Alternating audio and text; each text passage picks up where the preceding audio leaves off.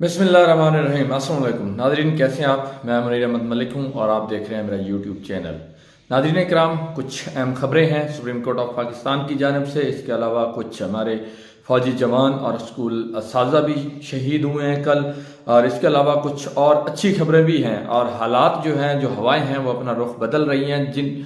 जो वाक़यात हैं उनको देखते हुए ये लग रहा है कि हवाएं रुख बदल रही हैं, वो भी आपके सामने रखेंगे। सबसे पहले बात करेंगे सुप्रीम कोर्ट ऑफ पाकिस्तान की।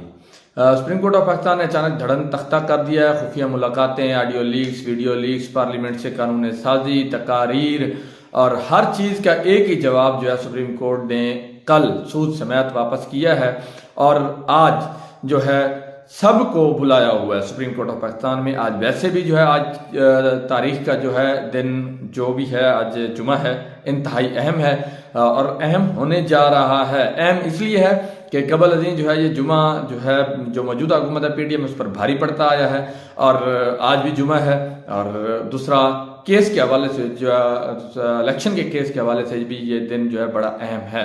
और आज पता चल जाएगा कि एक और जुमा जो है वो कितना भारी पड़ने वाला है। आज जो इलेक्शन का केस है वो समाअत के लिए लगा हुआ है और सुप्रीम कोर्ट ने सबको तलब कर रखा है। इसके अलावा अफसोसनाक खबर है, पाकिस्तान लहूलुहान है, स्कूल असातिज़ा और पाक फौज के जवान, और ये जवान शहीद हुए हैं। दो वाक़यात हैं और इनकी तफसील मैं आपके सामने रखता हूँ। ये फौजी जवान जो आज जो है अपना जो कुर्बान करते हैं हमारे कल को महफूज करने के लिए, ये हमारा असासा है और हम इनके ख़ानदानों का जो कर्ज है वो नहीं लौटा सकते। अब इसको आपकी जो है तफसील बताता हूँ। ये अपने जो है हमारे कल को महफूज करने के लिए सीने पर गोली खाते हैं। शुमाली वजीरिस्तान के इलाका देरदूनी में सिक्योरिटी फोर्सेज और दहशत गर्दों के दरमियान फायरिंग के तबादले में 6 फौजी जवान शहीद हुए हैं। अफवाज पाकिस्तान के जवानों ने पाकिस्तान के कल के लिए अपना आज कुर्बान किया है और ये अफसोसनाक वाक़या है। शहादतें तो होती रहती हैं, पहले भी होती हैं, लेकिन इस तरह की जो है जवान जो शहीद होते हैं तो ये जो है इनका कोई मुआवजा नहीं होता है, इनको कोई नेमल बदल नहीं होता। दूसरी जानब अपर कुरम के हाई स्कूल के अंदर जो फायरिंग हुई है वहाँ पर तकरीबन 7 असातिज़ा जो है वो जान की बाजी हार गए हैं। फायरिंग जो है स्कूल के स्टाफ रूम में की गई। इम्तिहानी ड्यूटी पर ये असातिज़ा मौजूद थे। इसके अलावा पारा चनार के अंदर भी चलती गाड़ी पर फायरिंग करके एक टीचर को शहीद कर दिया गया।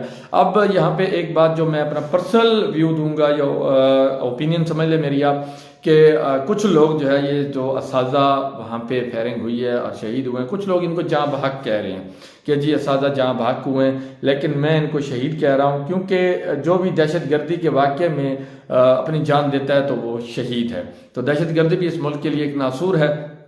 तो कुछ लोग जो है इसको जहाँ भाग कह रहे हैं, कुछ कह रहे हैं जान से हाथ धो बैठे, कुछ कह रहे हैं हलाक हो गए। तो मेरे ख्याल में ये गलत बात है। असातिज़ा का अगर रुतबा देखा जाए तो ये फौजी जवानों से ऊपर है। फौजी जवान इन असातिज़ा के शागिर्द होते हैं। तो अगर फौजियों का इतना रुतबा है तो फिर ये असातिज़ा हैं और इनके बारे में इनको रूहानी बाप भी कहा जाता है। खैर, तो इस तरह जो है वहाँ पर जो है जो हमला हुआ है अपर कुरम में, तो कोहाट बोर्ड के तहत जो है मैट्रिक के इम्तहानात हो रहे थे। अब कोहाट बोर्ड के तहत जारी मैट्रिक के इम्तहानात भी मुलतवी कर दिए गए हैं। उन्होंने कहा कि जब तक हालात मामूल पर नहीं आते तो मैट्रिक के इम्तहान शुरू नहीं किए जा सकते।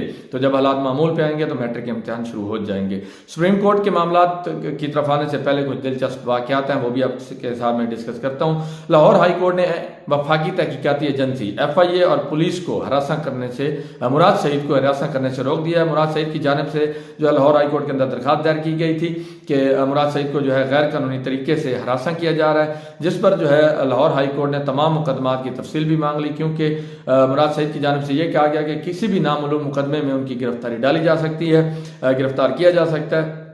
तो लाहौर हाई कोर्ट ने तमाम मुकदमात में जो है उनकी तफसील भी मांग ली है और इसके अलावा पुलिस को गैर कानूनी तरीके से हरासा करने से भी मना कर दिया है। इसके अलावा अली अमीन गंडापुर, जो काफ़ी दिनों से जो है पूरे उनको मुल्क में घुमाया जा रहा था मुख्तलिफ मुकदमात में, सखर जेल में ये जो है 7 दिन के लिए इनको भेजा गया था। तो कल इनकी रिहाई हुई है सखर जेल से। हलीम आदिल शेख और दीगर PTI रहनुमा वहाँ पर पहुँचे, इनका इस्तकबाल किया। हलीम आदिल शेख की जानब से इनको सिंधी अजरक भी पहनाई गई।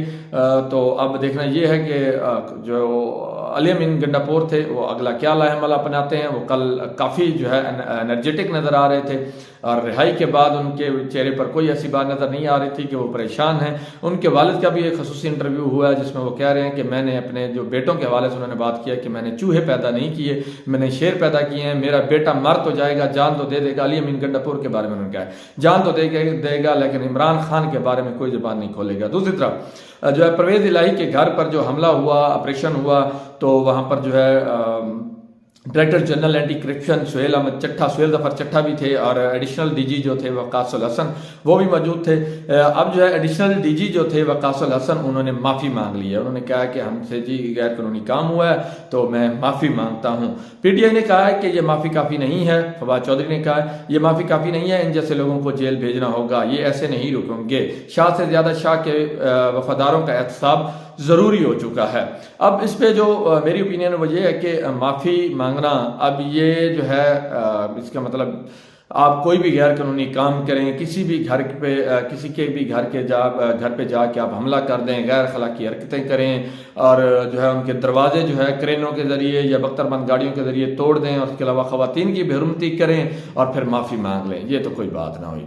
कि आप कोई बच्चे तो नहीं हैं, आप ब्यूरोक्रेसी, कबल अजी भी मैं व्लॉग में बता चुका हूँ कि ये ब्यूरोक्रेसी के जो अफराद होते हैं, जो CSP होते हैं, CSS करके आते हैं, इनका तो इंटेलेक्चुअल लेवल भी जो है बहुत हाई होता है और ये समझबूझ वाले होते हैं, लेकिन ये एक सीट की खातिर जो है अपना कैरियर दांव पे लगा देते हैं, अपना जो अखलाकी इनका वो होता है मॉरल इंटीग्रिटी होती है ये भी दांव पे लगा देते हैं और ये सिर्फ सियासी जमातों के अलाकार बन जाते हैं एक ओहदे के लिए। हालांकि सियासी जमातें इनको पता है ये इकट्ठे खाते हैं, इकट्ठे पीते हैं, लेकिन ये जो अफसरान हैं इन्होंने सर्विस करनी होती है, 30-35 साल 40 साल सर्विस करनी होती है और फिर ये ज़ेर अताब आए रहते हैं।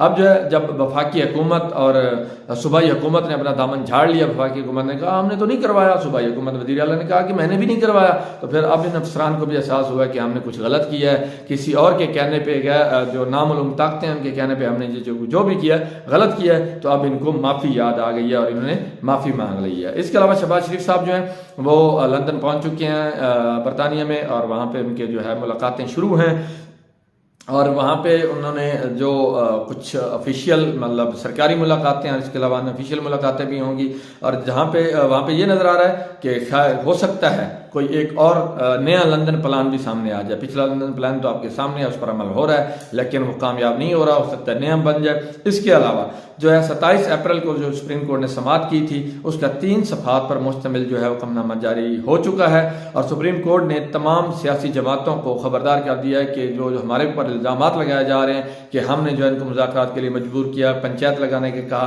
तो सुप्रीम कोर्ट ने वाज़ेह कर दिया है कि हमने सियासी जमातों को मुज़ाकरात का हुक्म नहीं दिया, ये उनकी अपनी सजेशन थी कि हम मुज़ाकरात करना चाहते हैं, मुज़ाकरात के जरिए मामला हल करना चाहते हैं। इस पर चीफ जस्टिस ने कहा कि अगर आप सियासी मामला सियासी फोरम पर बैठ के हल कर सकते हैं तो ठीक है, अदरवाइज 14 मई उसका जो हुक्म है उन्होंने वाज़ेह कर दिया, जो कल फैसला दिया उसने कहा है 14 मई का इलेक्शन करवाने का हुक्म बरकरार है। और ये इस वक्त PTM पे बिजली बन के गिरा है कि ये क्या हो गया कि हम तो मुज़ाकरात कर रहे थे, PTI ने अपनी रिपोर्ट जमा करवा दिया, इलेक्शन कमीशन भी सीधा हो चुका है। इलेक्शन कमीशन जो पहले कह रहा था जी आपने तारीख गलत की है, आपको अख्तियार नहीं है, हम इलेक्शन के लिए तैयार नहीं है, हम इलेक्शन नहीं करवा सकते, तो आज उन्होंने भी जो है कह दिया है कि सुप्रीम कोर्ट के हुक्म पर मन्नो अन अमल करने के लिए तैयार है। मतलब आज अब सुप्रीम कोर्ट रात उन्होंने कह दिया, डंडा चलाया सुप्रीम कोर्ट ने कि 14 मई का फैसला बरकरार है। जो पहले इलेक्शन कमीशन कह रहा था प्रेशराइज करने के लिए सुप्रीम कोर्ट के, हम तैयार नहीं, हम ये नहीं कर सकते, वो नहीं कर सकते, अब वही इलेक्शन कमीशन कह रहा है जी हम तो तैयार हैं, आप जब हुक्म दें, जो हुक्म दें, हम उसकी तामील करने को हम वक्त तैयार हैं। अब यह कि जो सुप्रीम कोर्ट है उन्होंने कहा है कि हम सियासी पार्टियों को मुज़ाकरात पर मजबूर नहीं कर सकते, लेकिन आइन के मुताबिक जो है वो फैसला दे सकते हैं। मुज़ाकरात इनकी अपनी सजेशन थी, इन्होंने की हैं, कामयाब हुए हैं या नहीं हुए।